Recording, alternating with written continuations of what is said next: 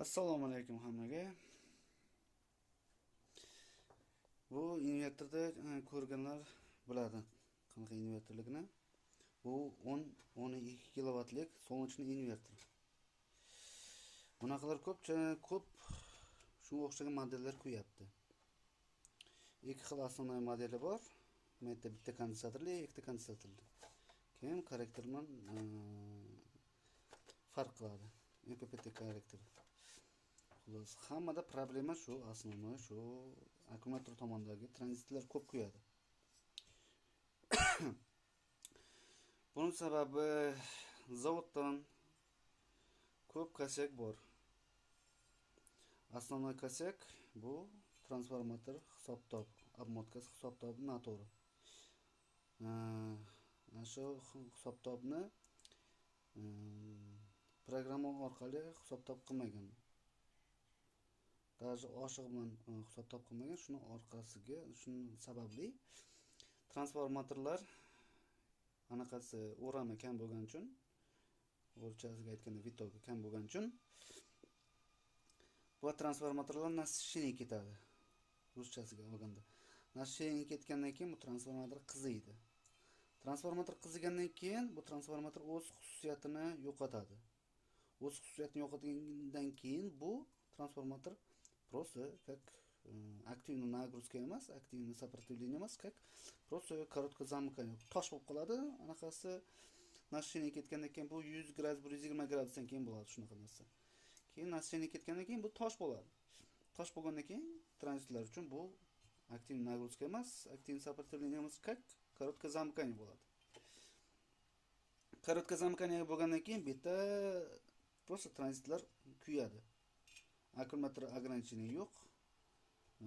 Avtomatik qo'ygan bo'lsam сразу otmaydi. Buni xullas bu yerda tok защита yo'q. Xullas короткое замыкание ham перегрузка ham yo'q. Faqat tashqariga 220 chiqayotgan joyini anaqa tok перегрузка anaqasini o'lchaydi, tokini o'lchaydi. 10 kilovatdan oshib ketsa, misol uchun o'chirish mumkin. Shuni o'lchaydi. Lekin перегрузкаga yo'q bu yerda защита. Umuman beta ham даже yo'q. Faqat tokni o'lchaydi, xolos. O'z nominaldan oshadigan bo'lsa, o'chirish mumkin.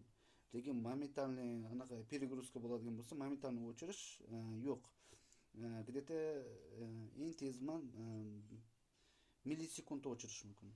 Mikrosekundda emas.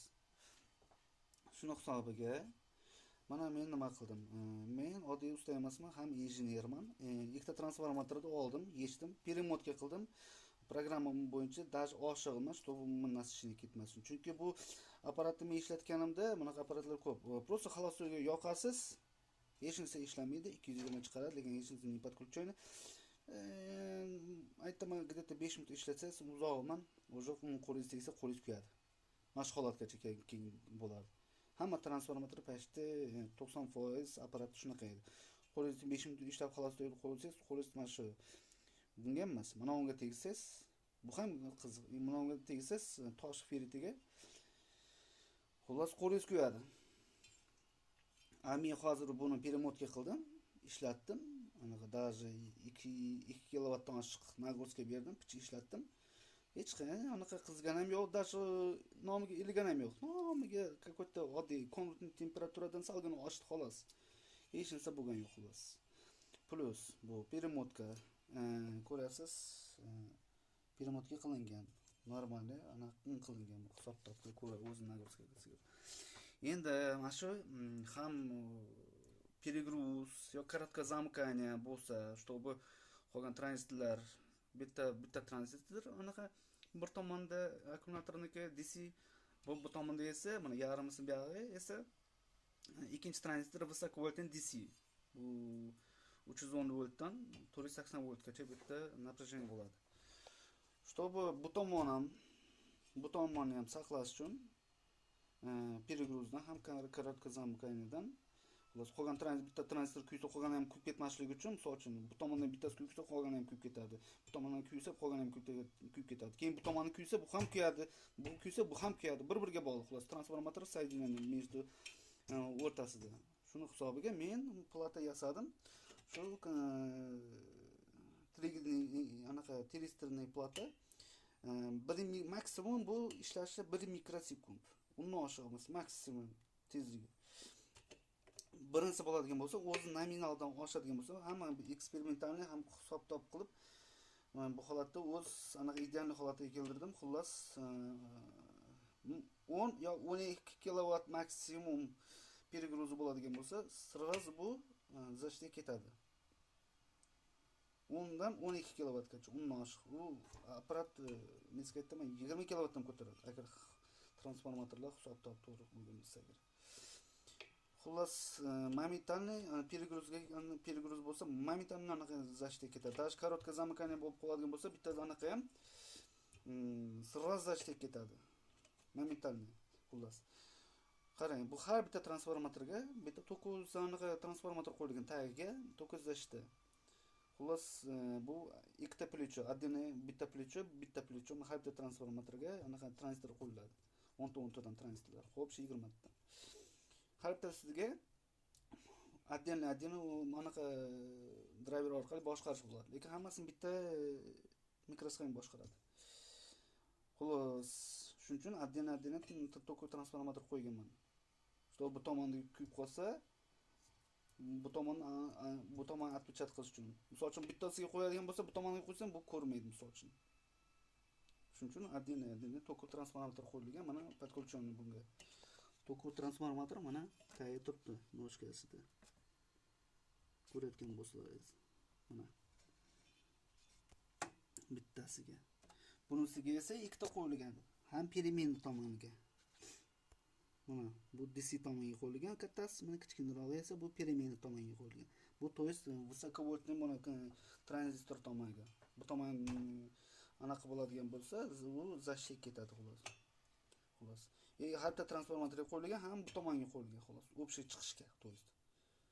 Zaryad qilayotganda misol uchun, birinchi короткое замыкание bo'lib qolsa, bu zashtiga qilsa, bu ketmaslik uchun bu tomonni ham saqlash uchun. Xuddi buyog'i ham xuddi universalni hisobda saqlash uchun. Yana bu plata yasaganib ham bu kontrol qiladi blok bitani kelayotgan напряжениyani. Tranzistorlarga 20 voltdan oshmash kerak напряжение, signal.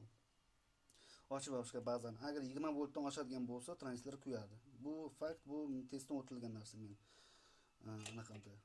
Ko'p eksperiment testlar qilaman, xullas injenerlik soham bo'yicha shuni hisobiga bitta 24 volt напряжение keladi. Mikrosxema ishini kontrollarga boshqarish uchun. Shu 24 bitta 27 voltdan oshadigan bo'lsa, maksimum bu 2 barobar ko'paytiring, bu qancha bo'ladi? 2 barobarga bo'ling, to есть. Shunda 13,5 volt bo'lyapti ekan. Xullas 27 voltdan oshadigan bo'lsa, bu zashtiga ketadi sразу.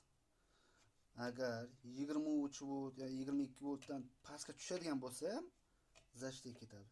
Sababi nimaga pastga keyin tushsa zashtiga ketadi? Sababi tranzistorga 20 ana shu 12 voltdan past beradigan bo'lsa, farqi IGBT, MOSFET pastroq ishlayveradi, основной IGBT. Даже MOSFET ham. Lekin IGBT высокoroq напряжение ishlaydi. Shu ketadigan bo'lsa agar, to есть 12 voltdan pastga tushadigan bo'lsa, maksimum bu уже tranzistor qizishni boshlaydi. Nimaga? Sababi oxirigacha ocha olmaydi. IGBT tranzistor oxirigacha ochish uchun 12 voltdan tepa bo'lishi kerak har doim. Ideal holati 15, 16, 17 volt.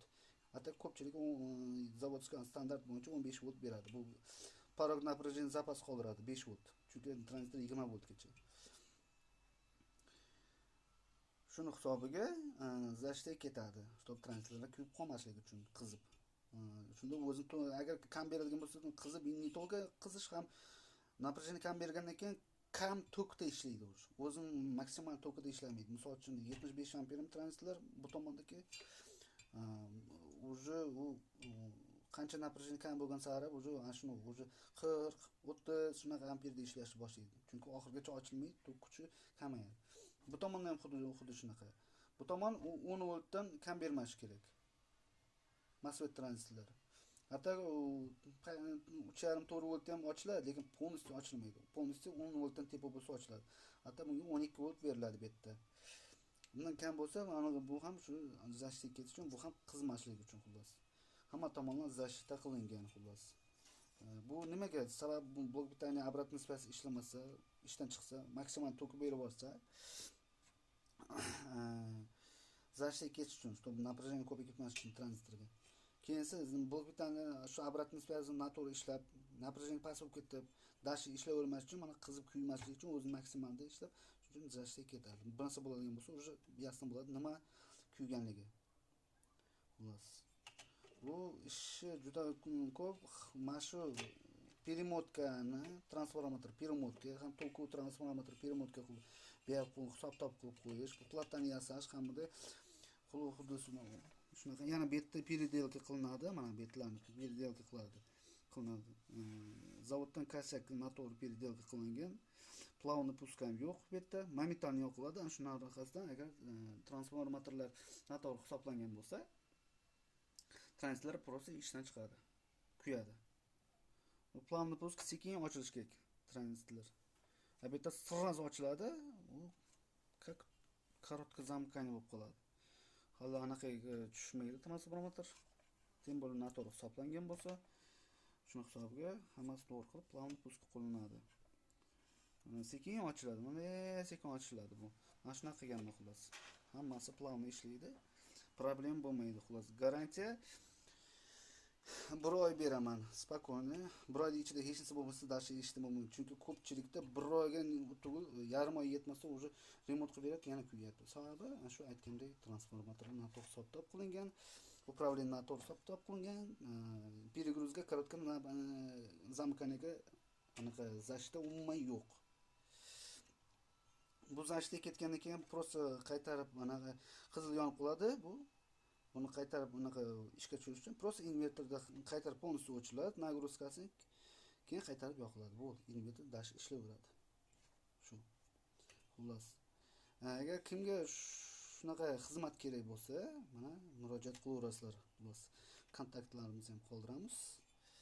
Telegramimizni ham agar savol javob kerak bo'lsa, murojaat qilaverasizlar. Bu ustalarga ham, boshqalarga. Men oddiy usta emasman, men injenerman. Buni почти 95% hammasini ipini ignasigacha o'qib o'rganib chiqqanman menda. Men xuddi o'zim ismimday bu texnologiyani bilaman. Mendan boshqa biladiganlar bo'lishi mumkin, lekin men bunaqa odamlarni ko'rmaganman.